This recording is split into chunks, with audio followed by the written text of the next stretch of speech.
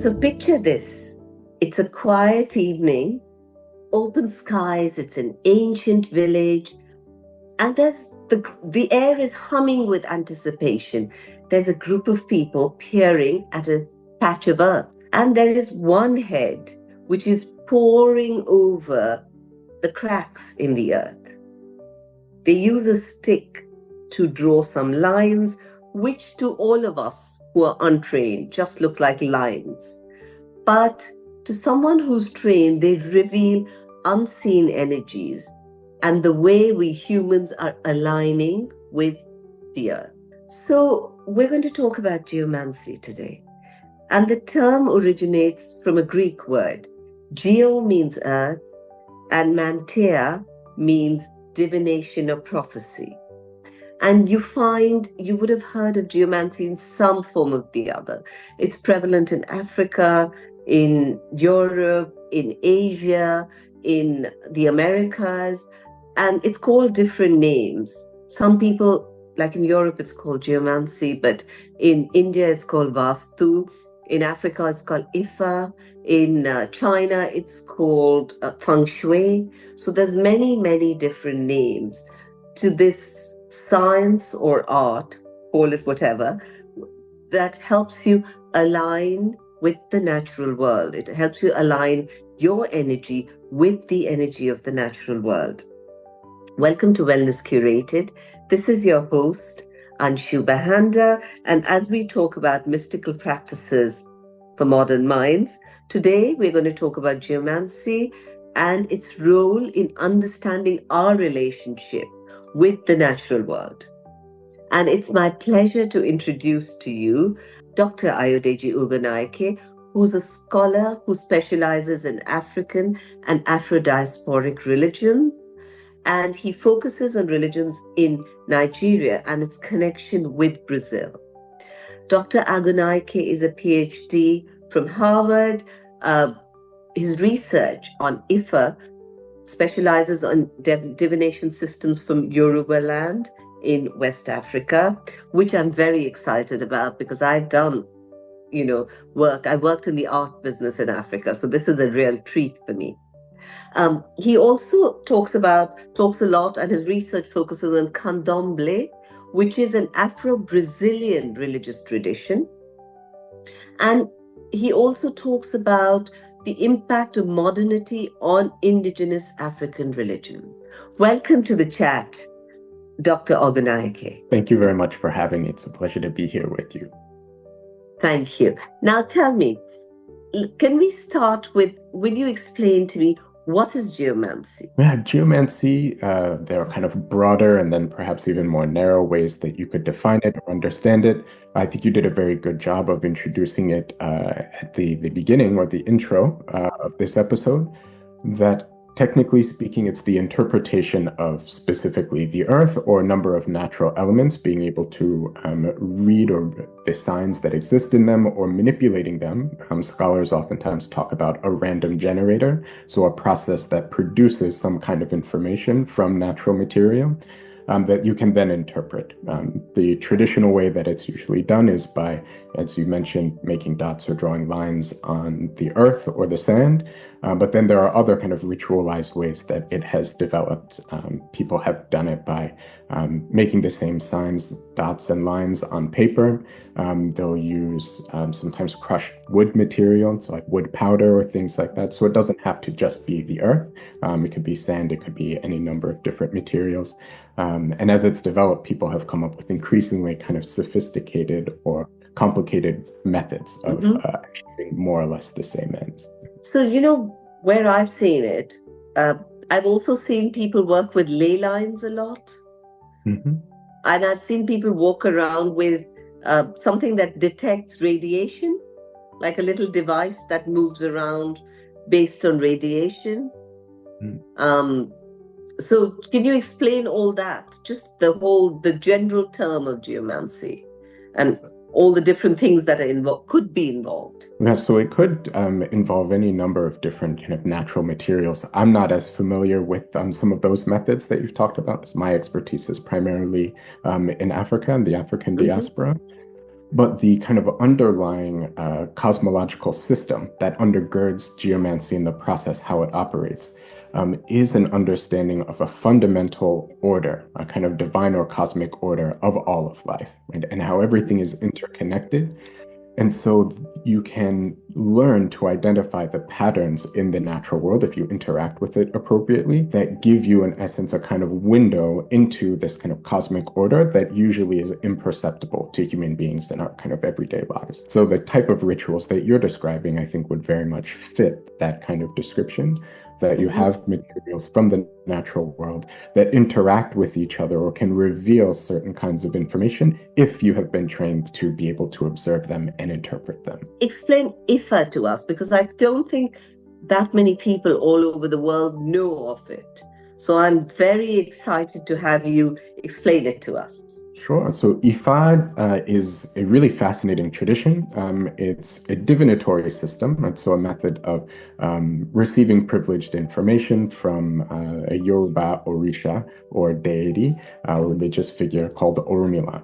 In Yoruba mythology, existed Wow, it's called beginning. Urmila.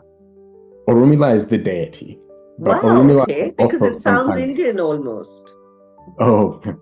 Yeah. So Aruba is sometimes also called Ifa, and there are some people when they talk about the connections between Ifa and Islamic forms of geomancy, draw parallels between the word or the name Orumila and the Arabic word Ramal. And so in Arabic, ilm Ramal or darba Ramal is how you would refer to what we know as geomancy. That's the Okay. term for an Okay. Arabic process. Um, so in Yoruba mythology, Orunmila existed at the beginning of the foundation of the universe, and so sees everything unfolding in essence outside of time, and has privileged knowledge of, the total cosmic order of everything that exists. And through this system of divination, you're able to receive a message about what you need to know for a particular moment in time in your particular situation. It involves an incredibly vast amount of knowledge in the form of memorized poems, proverbs, songs, myths that the diviners memorize. And they use a process very similar to European, Middle Eastern, and Islamic forms of geomancy. You interpret these symbols. That was Urmila. Yeah, freaking about the situation. You interpret those symbols and draw on this vast body of memorized information and knowledge to set people's lives in proper order.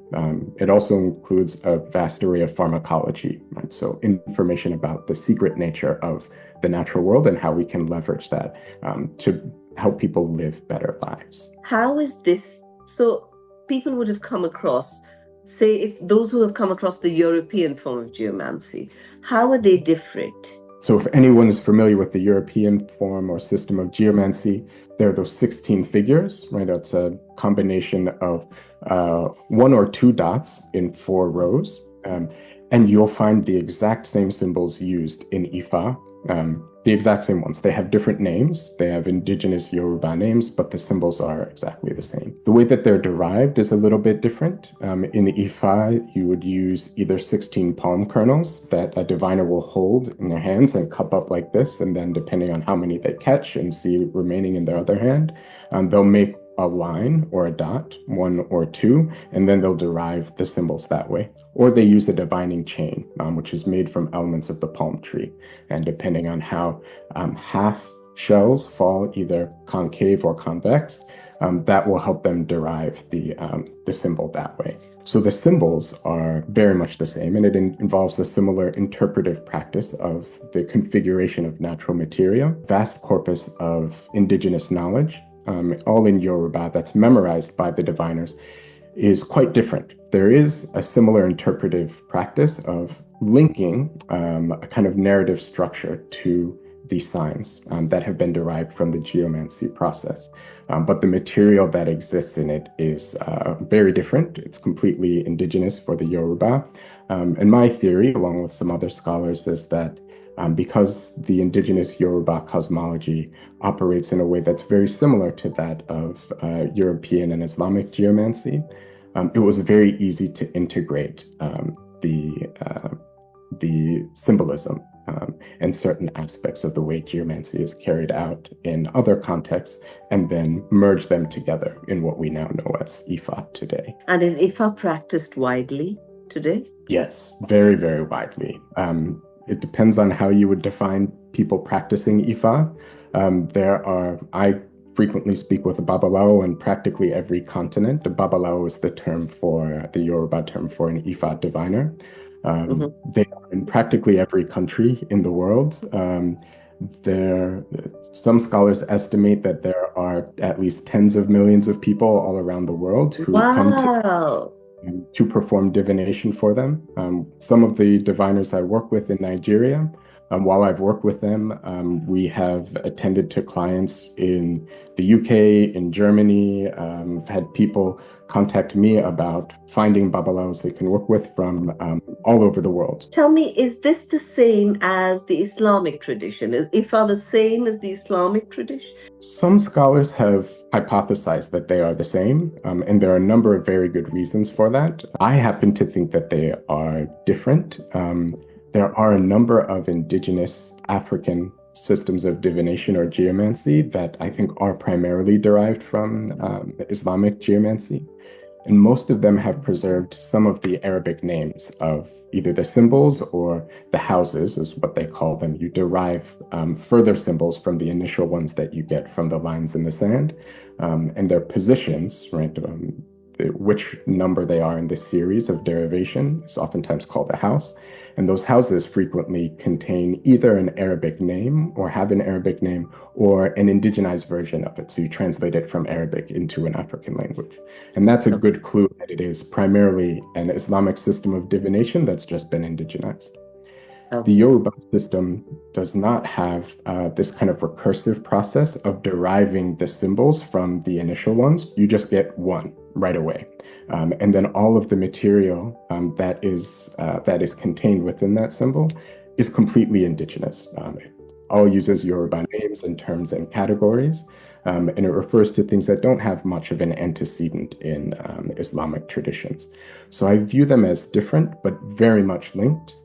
I've worked with Muslim diviners and Ifa diviners, and they oftentimes say that even though their systems differ slightly, they'll give you the same sign at the end of the day, and their messages may differ a little bit because one's articulated in an Islamic cosmology, and the other is from a traditional Yoruba cosmology, but the messages are almost the same. Is this something that's done with the earth, or do you also do it in buildings, in houses, and in offices? Yeah, I would say it's primarily done in buildings, which is why, it depends on how you interpret the term geomancy. If you interpret it very literally, it's something that you would do on or with the earth. And that does, in many cases, it can still happen. For most Muslim diviners that I know in Nigeria who practice geomancy, they'll have a board and they'll have sand that they kind of cast on it, and then they draw the lines there, and they'll derive the geomantic symbols from the sand on that board. The Ifa system is very similar. They have what's called an Okpon Ifa, and you may have actually seen some of them in your work in African art. It's one of the most iconic pieces of African art. They're usually round, but sometimes kind of rectangular shaped, and they have a bit of a kind of a hole in the middle where they put camwood powder or a particular kind of wood powder, and they press the symbols onto that wood powder there. And so they can, in essence, do it anywhere. They aren't limited to just doing it outside. They can do it in a building, anywhere. It's fascinating because it reminds me, I've worked very closely with both feng shui and vastu, particularly. And now even those are done primarily in buildings, though when people are buying a piece of land, they might take a specialist to tell them about that piece of land even before they built buildings there. And sometimes it's fascinating because sometimes people start saying to them, are you some sort of a soothsayer? How do you know so much about me? Because just by going into someone's house, you can say, like what part of the house people have illnesses, or where in someone's body would, I remember someone came into my house and said to me, oh, has your foot been hurting the last 2 years? And I was freaked out. I'm like, how do you know? But I guess, that's something that you can tell because of the alignment with the earth. Yeah, with the systems of geomancy that I'm most familiar with, some of the very advanced practitioners can actually do that. They'll look at people and they'll be able to just identify the patterns in the world. The system itself is primarily one you could describe as a bit like reading the cosmos. And so they don't necessarily have privileged information just by seeing the world. They get a message and they interpret it. And sometimes, as you said, it can be very, very specific. I have stories and stories about very particular messages that you think could never actually. Tell me an interesting story, just, so people understand what we're talking about. Sure, I'll try to think of a good one. So there was one time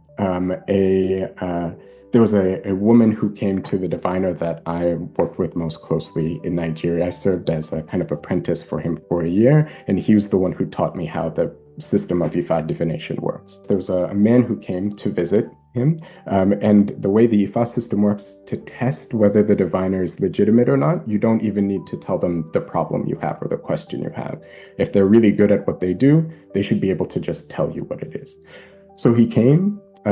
The diviner performed Ifa divination and said, "Oh, you're here because you want to marry a woman. You're unsure about whether or not it's a good idea.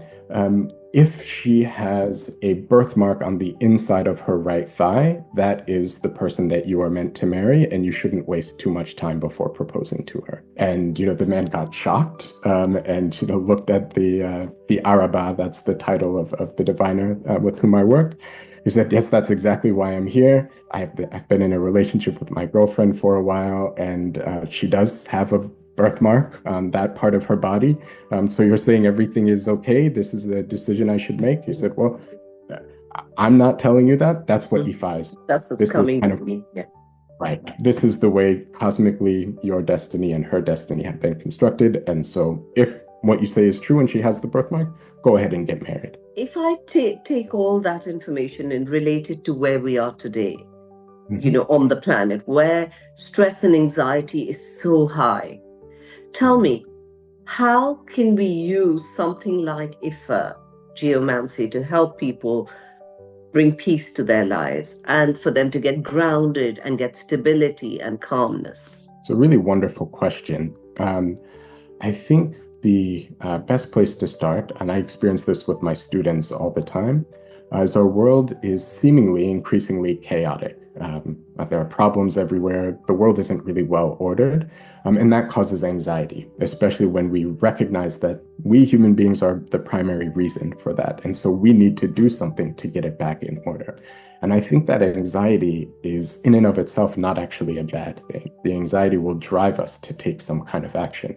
The question, of course, is what kind of action do we take? And that's where geomancy or systems like Ifa can be incredibly valuable. One, because they give us direct advice about practical advice about what we can and should do. But if we stop and think about that process itself, if a system of geomancy, for example, can tell you what you should do practically, it means that there is a kind of cosmic order behind all of the apparent chaos that we see. And that we are, in fact, actually a very small part of it, likely not even the most powerful or authoritative part of it. And so all we really need to do is identify what our kind of roles are in the cosmic play. And if we play our part well, we at least will be at harmony with ourselves and with everything around us, regardless of what's happening with the outside world. And we can kind of give up control of everything else that's happening. Because the fact of the matter is, our abilities are very, very limited. Our cosmic perspective is very, very limited as well. And so if we try to take on too much, it will always just crush us because we're not capable of bearing that much. And so I think both the practical advice of a system like Ifa or Geomancy is very, very helpful and can direct our anxiety. But if we reflect on it and what it means and how it operates, I think it can also give us a great amount of peace as well in knowing how we fit into the cosmos and what we do need to worry about and what we don't really need to worry about, or what we can't really change, and what's beyond our power. You're talking, and rightly so, about how there is a cosmic order. And if we align with that order and work with the energies of that order, we have less resistance in our lives. And, if we almost surrender to that order. What about free will then? Yeah, the Yoruba have a really wonderful way of approaching this. I did a lecture in a class on it just yesterday. We have a concept of ori, which literally in Yoruba means your head. You have an inner head and an outer head. Your outer head is this physical one that you can see and interact with. Your inner head is really like your cosmic double or your cosmic identity and self outside of space and time. And every person's responsibility is to understand the contents or the nature of your head or your destiny, to cultivate a positive relationship with it and to work with it and manifest it as directly and appropriately as possible. Now, where free will comes into it is the Yoruba say you actually choose your head outside of space and time in heaven. And you don't always know exactly what the contents are, but you make the conscious choice. And also, it is your choice whether or not you choose to cultivate a positive and productive relationship with your head.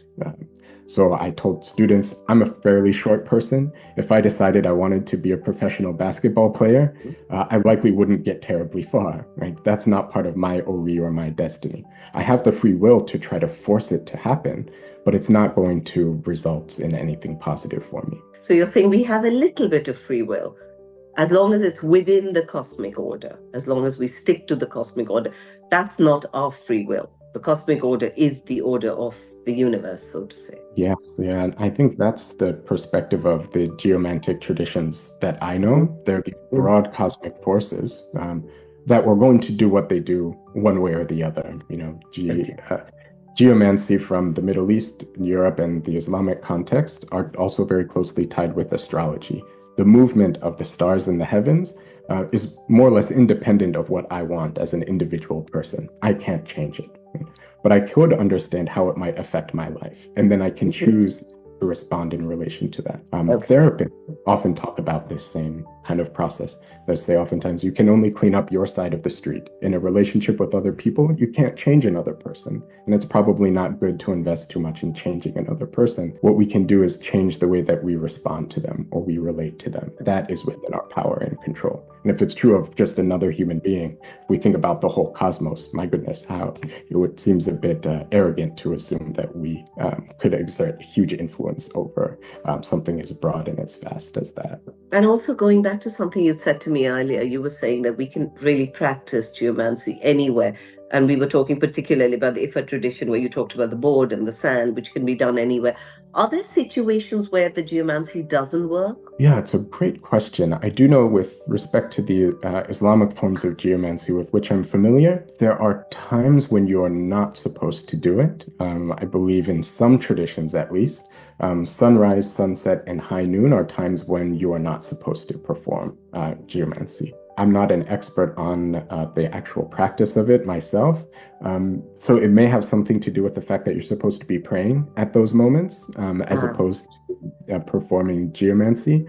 But it could also just be that because of those important cardinal points of the sun, that it's not an auspicious time to be engaging in that practice. With respect to Ifa, I don't know of particular times or places when it's not supposed to work, but the people who perform divination or geomancy and also the tools or implements that they use do need to be prepared appropriately. Right? There are rituals of purification that you have to go through. The Yoruba would say to allow them to speak. Right? Otherwise, you could still cast a divining chain or use palm kernels or whatever other method you use to gain the information, but it might just be random nonsense, and interpreting it won't get you anywhere. So that's why there are ritual practices that you have to learn and you have to master and you have to be careful about observing. So I'm not sure about specific places where it cannot work, as much as conditions in which you're maybe not supposed to do it. And then also some which you are. Sometimes the physical orientation of the board that you're using or the way the diviner is sitting matters quite a lot. What about negative energies? How do you deal with situations how do you stop negative energies from coming into play? That's primarily the goal or the purpose of these rituals of purification. You know, there are certain states of being in which you're not supposed to perform those rituals, the ritual of divination or geomancy, because it could leave you open to something like that, for example. Or it would still allow you to receive the message, but there's a very human element in geomancy. Right? It can be very scientific and precise, but even with the most precise science, there's always a human element of interpretation and application. And so if you are not prepared to interpret correctly or accurately yourself, that can actually be very dangerous. And what about when it suggests disharmony or imbalance in the environment? Then how would a geomantic diviner rebalance the environment for the client? Yeah, it's a wonderful question. And I think they would likely take it on a case by case basis. But the broad answer that I think I could give is that it always involves some form of sacrifice or ritual action. A person has to give something up, usually, to set everything right. You're just saying it Yeah. involves some form of sacrifice, whether material or non-material, normally. Right. I was just saying, what are some of the common misconceptions that you've seen about geomancy? I think one of the biggest is that because there is a strong element, especially in Africa, of secrecy to geomancy, people perceive it as perhaps a bit sinister. They're not well educated about it, and they're worried that the people who do it, because there's an understanding that it's very powerful, if it's powerful in secret, that there might be something sinister there, and that it might be evil, and it might be predatory. Right. So I also want to ask you about candomblé, the religious tradition that developed, the African Brazilian religious tradition that's developed. Where does geomancy play a role in that? So yeah, Ifa was one of the predominant Yoruba religious traditions, and along with many others, it was brought to Brazil and was practiced there for a while because of how complex the system is and the amount of knowledge that's necessary to practice it well and the amount of time it takes to train. It's very, very intensive. Because of the very difficult conditions for Africans and their descendants in Brazil in the 19th century primarily, the tradition didn't survive. So it was an important part of Afro-Brazilian religion in the areas where it was present. But somewhere in the early 20th century, it fell out of use because people were not trained to continue it. That has changed, however, now starting in, I want to say, maybe the 1970s and certainly by the 1980s. With increased connection with Nigeria, more and more people have been initiated into Ifa, and it's becoming an increasingly large part of the practice of candomblé. Now we're surrounded by electromagnetic waves, Wi-Fi, phones, computers. We're constantly in this space. So does geomancy have a solution to all these waves of creating harmony in spite of the way we live? I think this is just my own personal opinion that if we were to perform Ifa divination or geomancy for modern society as a whole, I think it would say that our relationship with technology is out of balance. We're addicted to it and it distracts us from things that we're really supposed to focus on. And so we need to get connected to other things. We need to stop living so much in a world that we've created in machines, and then understand how to relate to a broader world that existed, has existed for all of our existence and has quite a lot to teach us. That's where the wisdom of these traditions actually comes from, right? Interpreting signs in the world and the cosmology around us. And we've become very disconnected from that, I think, in the modern world. So what does Ifa say about AI? Oh. In general. I'm not a practicing diviner myself, so I'd probably have to ask one of them. But I did write an article once on how the tradition of Ifa, there's a particular verse that I was taught by the diviner who trained me that described, in essence, our kind of modern world or the society that was brought by Europeans to Nigeria.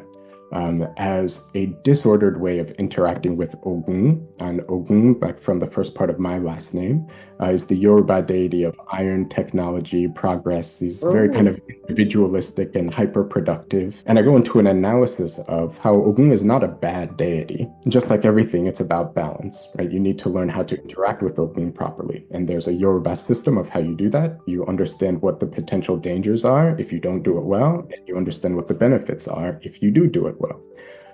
And I, prompted by this verse from the Ifa oral corpus that I was taught, I reflected on just that one verse and myths that I know about Ogun that seem to very much fit modern American society, and capitalism and technology. AI would be a great example of that, and how we focus too much on it and we've integrated it too much into our lives at the expense or without being balanced by a number of other factors.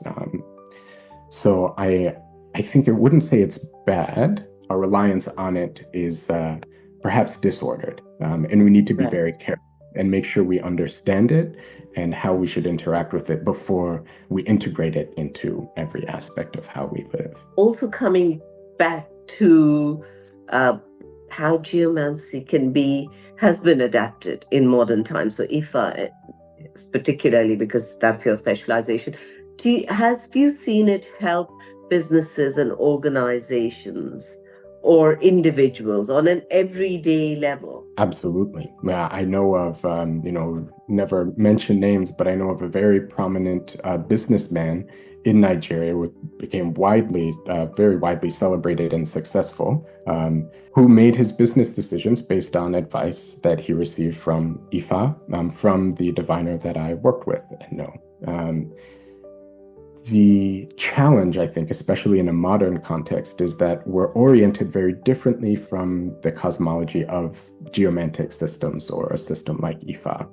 When you come to Ifa, or we call it Inyarin in Yoruba, the Muslim form of geomancy, you are a small person coming to very powerful cosmic forces, asking for information or guidance about your place in a much broader web.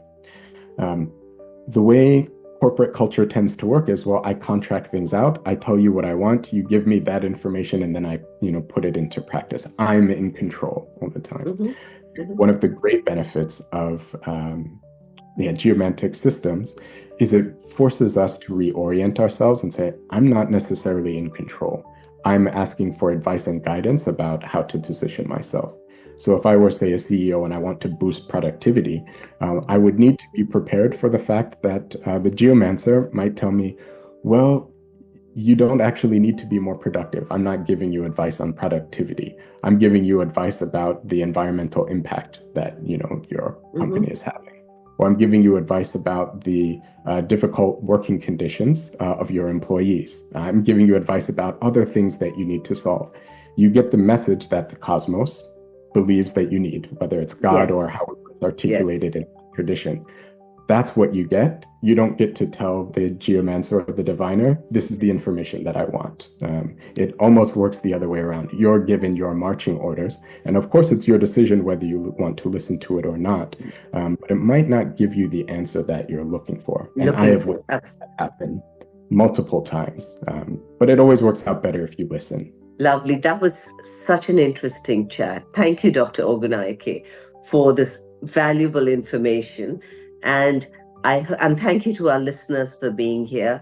I hope they've understood a little more about geomancy and Ifa, and I hope they will approach this with respect and with an open heart, and see how they can use the knowledge of the cosmos to live in better order, with nature, with the environment, with the universe. So thank you for being here. And I hope to our listeners, you learned something new, and that you'll carry this knowledge from our ancient traditions, incorporate a little bit into your everyday lives, and that it'll help you find clarity, peace, and a deeper connection to the world around you. Thank you. Thank you for inviting me. Someone who has a very cluttered attic, for example, like stuff over their heads that people, they've never even looked at it in 60 years. You do a thorough decluttering, the person's life changes. I suggest close the door and open the door in a different sector. So she did it, and after she changed the door, the migraine gone. She actually sent me a WhatsApp message saying, "Oh, feng shui works."